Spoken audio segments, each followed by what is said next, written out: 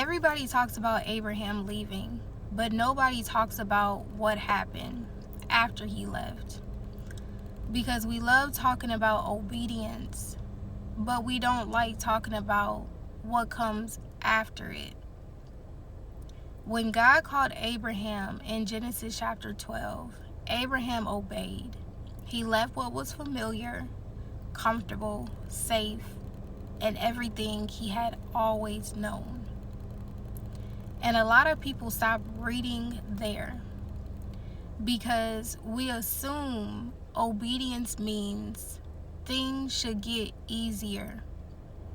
We assume everything should immediately fall into place. But that's not what happened. Abraham obeyed God. Then he had to journey. And while he was journeying, things weren't always easy. In fact, one of the first things we see is a famine in the land. Think about that for a second.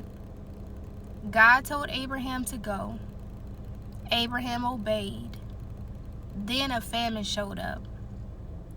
And I think that's where a lot of people get discouraged. Because sometimes we think hardship means we miss God. Sometimes we think difficulty means we took the wrong path. And we say, God, if you told me to do this, why is this so hard? God, I'm obeying, why am I still struggling? And if I'm honest, I've been wrestling with some of those same questions myself. Because sometimes obedience is celebrated in the beginning. Everybody celebrates the yes, the step of faith, and the calling. But what happens when you're still waiting? When you're tired and frustrated?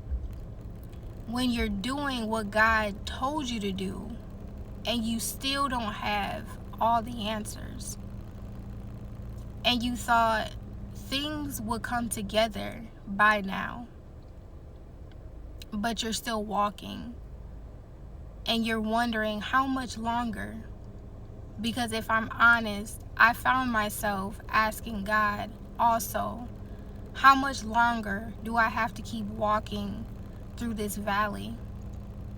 How much longer do I have to keep trusting when I can't see what's ahead? But then we see another challenge. Abraham ends up in Egypt. Pharaoh notices Sarah because she is beautiful.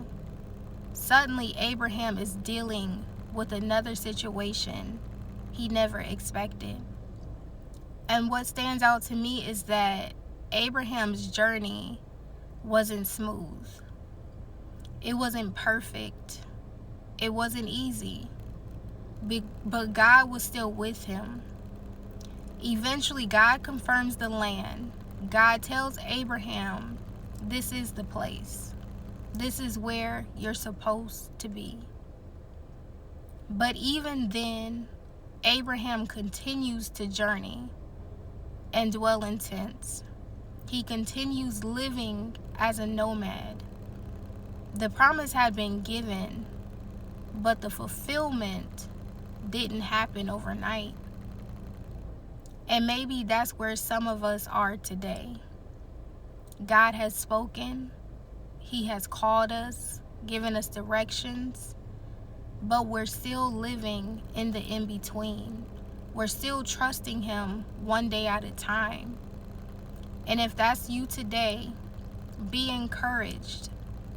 Just because the journey is difficult doesn't mean you miss God.